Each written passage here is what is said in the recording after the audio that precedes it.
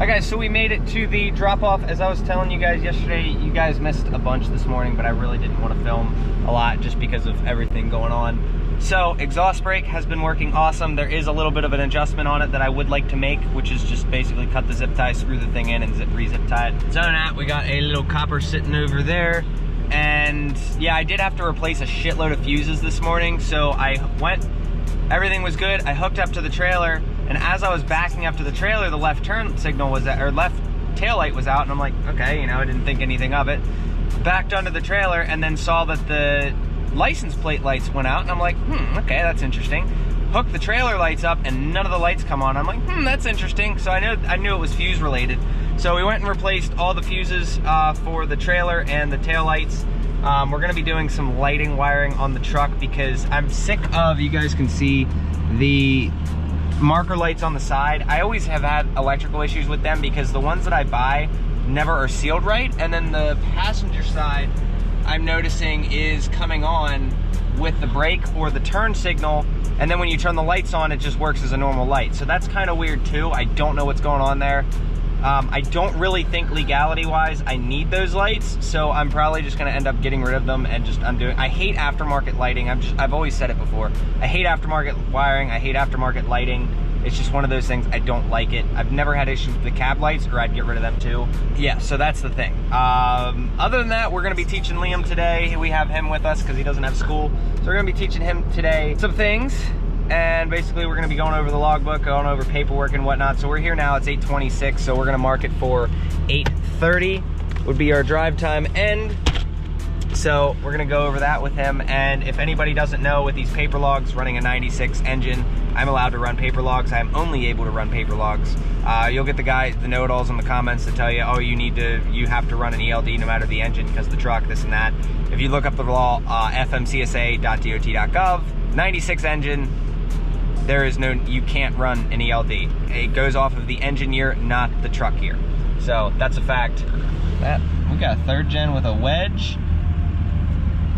It's probably a 6.7 3-car wedge. So I'm just sitting here waiting on this guy in front of me because I'm gonna follow him and play it smart and not try to cut in line because then you lose spots.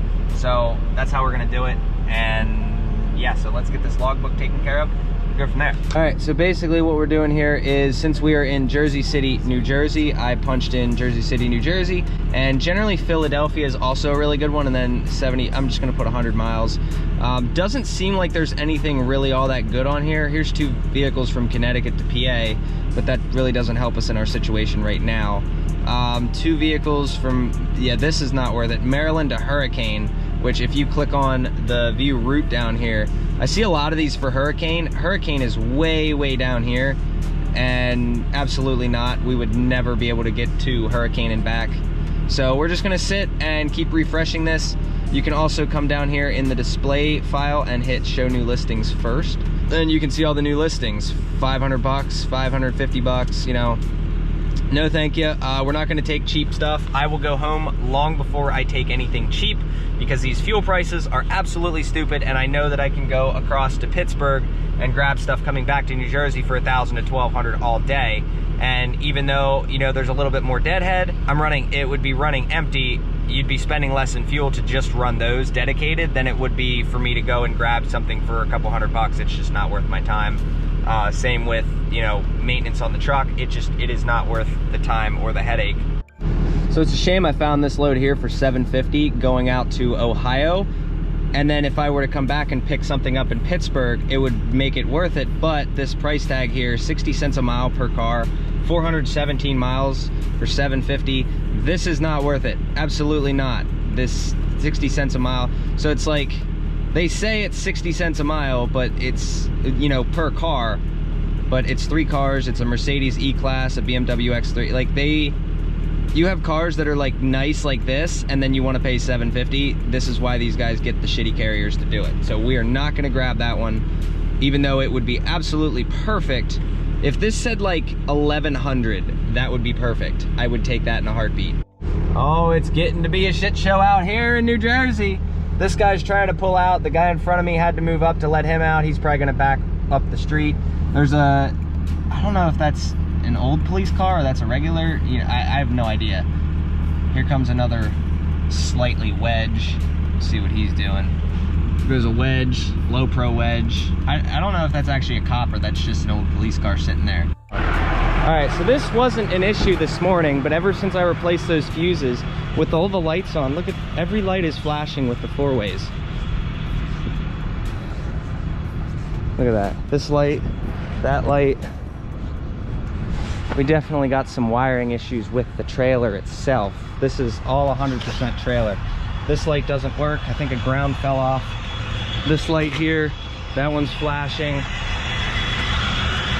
This one, that one's flashing. And then these two are also flashing. But if I come in here and I turn the lights on, all the lights are on now. The 4-ways are still on. 4-ways still on. You see this light, none of them are flashing. And then we come back here, and then only the left works. So something is wrong with the trailer wiring. And I just noticed it because this morning everything worked fine because all the lights were on, and now they don't. So I have no idea. Well, I'm gonna try to go and talk to somebody here and get these cars dropped. I'll have Liam watch the truck for me. All right, so this place is an absolute shit show. I went in there and their thing says, sorry, we're closed, but there's guys working, but the guy doesn't speak English. So I really don't know what to do here, and I'm gonna be blocking this driveway for a little while. So fuck them, don't care. Let's see what we can do here. All right, so we're getting somewhere. They said something about a barcode, which is on every one of the titles. And we're moving this, so we're emailing them now to the email it says to do in the office. But the thing about it is that it says to email it and then bring in the paperwork. And we got a guy beeping over here. Yosh. So message sent, we are sent. Now we're gonna go talk to somebody. Satbhai and ANA, cool. So when I called them to finally get an answer, like they finally, after like 7 times of calling, they gave me something. And they gave me a bunch of different runaround because they're like, oh, we're not available.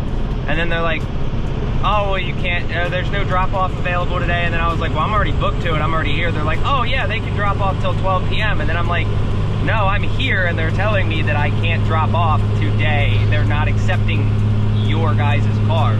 And they're like, oh, okay, hold on, let me change it. And then they're like, here, go to this address and they'll take it. I'm just like, this isn't the first time it's happened. This one I'm a little bit more prepared for because I kind of expect it now.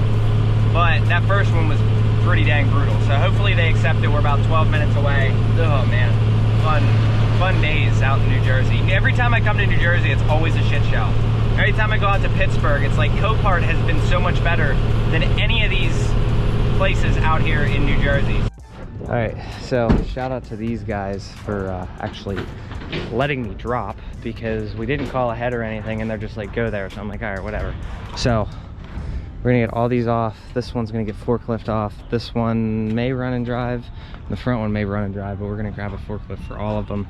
I have verified that it is the trailer wiring that is messed up. We just gotta figure out where it's messed up, and it's only affecting it when the lights are off. When the lights are on, it's perfectly fine.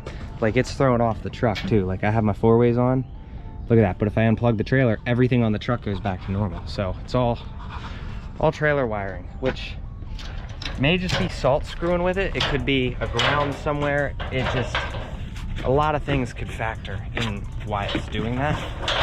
So it's weird. But the funny thing is, this is a 2020 trailer. It's not like I went out and bought a 20-year-old trailer. This trailer is 2 years old, and now it lives in the salt domes of Pennsylvania. So I'm gonna get these unstrapped and wait for him, and then we will pull up. All right, all the straps are off. Let me know what you guys think that could be on the trailer. I understand it's a short somewhere, but you know, just throw your guesses down below and I'll figure it out at some point. We'll probably end up working on it tonight if I can find something else. So we're gonna go wait on this guy here and go try to book something else. I never was able to call on that other one because the guy, they told me that they weren't gonna be able to take these, so I was kind of like getting impatient at that point. So I was like, screw it, I'm not even gonna waste my time because they're not gonna take 1,100 bucks on it for a $750 load. So we'll start looking at stuff now and we will see if there's anything worthwhile on the load board. Well, I guess not, they're gonna unload me. As cool as I think it is that these are turn signals now, I think that's really cool, but it's not right. All right. Here, Liam, you get to see firsthand the forklift.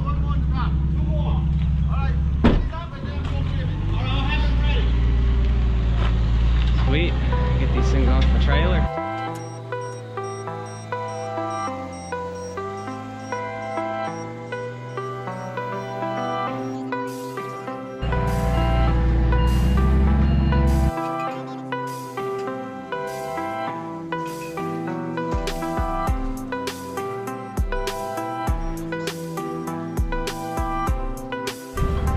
You guys will see on this one.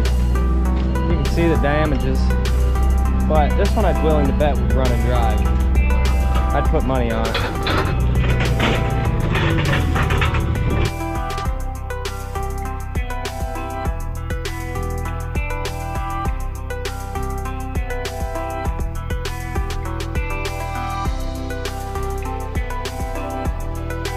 Sweet, yeah, these ones on the back are always the biggest pain.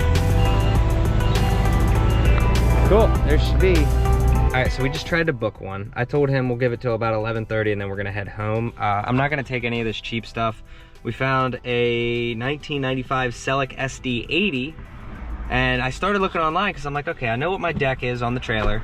I know what I can scale, and I'm like, it says 8,000 pound capacity, but apparently it actually weighs 16,000.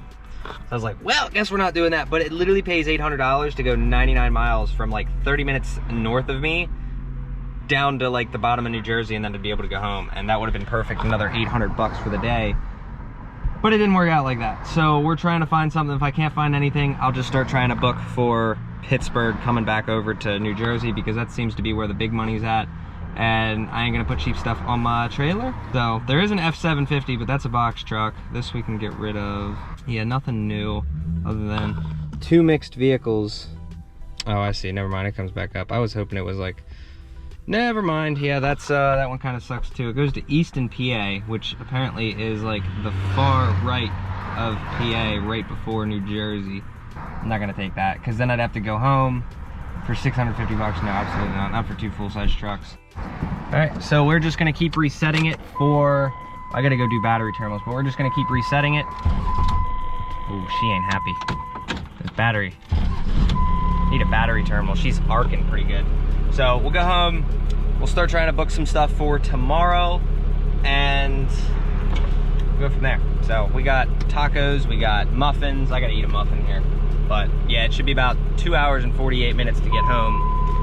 So, and I've adjusted this twice. I adjusted it too much where it wouldn't come out, and then now I think we're at it perfect, but we were able to hit like 30 pounds of boost by accident, which is great.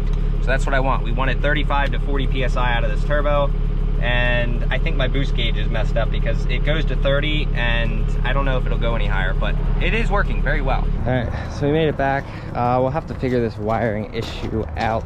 I also have one extra thing I want to do, the exhaust brake. We are going to put a return spring on it today because I found out how I can do it, and do it very efficiently. So it will kick itself out of exhaust brake a lot more efficiently than it does now. So we need to go through, figure out why when I hit the brakes, all the lights come on, or when I hit the right turn signal, all the lights come on. Gotta figure that out. So wiring on a literally close to brand new trailer. This is what they don't tell you out here, is that these trailers are just not made for this crap. So I'm gonna assume it has something to do with the brake wires, but never really know, so we'll figure it out. All right, so I put a return spring on it. I'm not sure how permanent that solution's gonna be, but basically exhaust brake, and then it clicks off. So I'm not sure if I'll have to weld something on there to keep that spring in place. We'll see over testing. My assumption is we probably will, but I'm gonna go to Home Depot. We're gonna get some oil and some other things and see how this exhaust brake works. Well, first 2 test passes seem to be all right.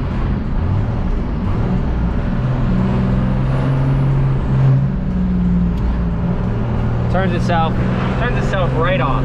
So that's what we were trying to do. I just needed like just enough of a spring to keep it off of exhaust brake, but not too much to where it's helping the other two springs. You get what I'm saying? So now we'll head to Home Depot. All right, shout out to Walmart for letting me buy the 2 gallons of oil, because there's somebody set the place on fire in multiple spots, and the auto section was one of those sections. And I went back and I asked, and she's like, oh, we don't have anything. I was like, you know, nobody else does either. I see a box over there, and she's like, if it's easy to get to, I'll get it for you. And I was like, thank you. So I got 2 gallons. It was like 13 bucks a gallon for this. I don't even remember what it was, but exhaust brake is working. Listen to that, and it is working so well. I've been using it in town. Liam, open the back window. Been using it in town, and actually I'm getting quite obnoxious with it, in other words. Here, Liam, you can film. So like, you can see how instantaneous it is.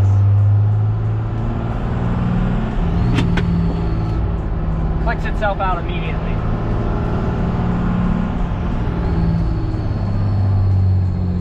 Now we just need to, Thursday the gaskets will be in, so we can fix the gaskets.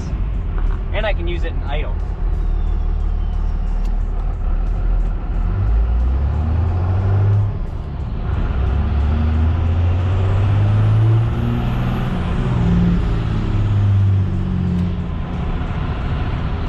Because I was having the issue all day where it would get stuck sometimes, and I think we finally resolved that.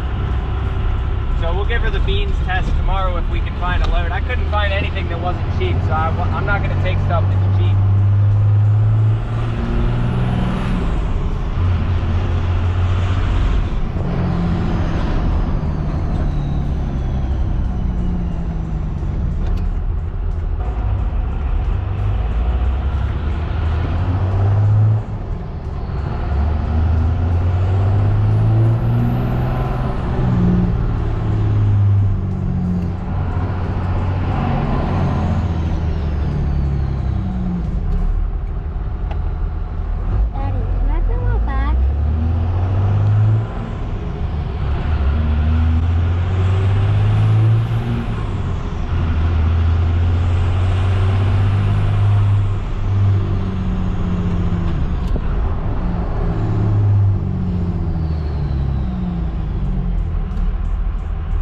Works very well. If you couldn't tell. Can I film back there? If you want.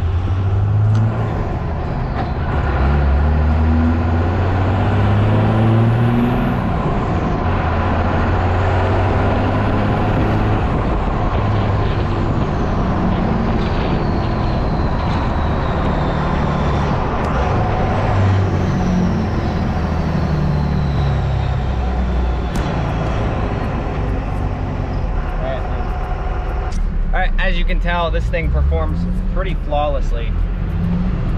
All right, so I forgot completely to film the rest of the video, but there really wasn't much going on. We got the new battery terminals on and put the new spring in, threw a little cable tie around it just for shits and giggles. I tried to get it as hot as possible, high EGTs, use the exhaust brake at least 100 and some times on the way to go drop Liam and pick up Parker. So it seems like it's doing really good. The only thing we might need to mess with is maybe a little bit tighter of an adjustment, but I do feel like it is doing pretty well. So I feel like it's doing pretty well. So that's gonna do it for the video. Hope you guys enjoyed. As always, go check out my affiliate links down below. You know, I never actually get to show you guys this stuff. So if you come over here to my content, okay, and you go into a video here, you guys can see like all my stuff's in here: email, Instagram, business mailing address, mud flap recall code, and Coinbase code. Truck info is all down here, trailer info is all down here, and any Amazon links. You got your Noco Boost jump pack, you got the tire pressure monitoring sensor, brake controller, governor springs, fuel plate, all that stuff. So hope you guys enjoyed. See you in the next one.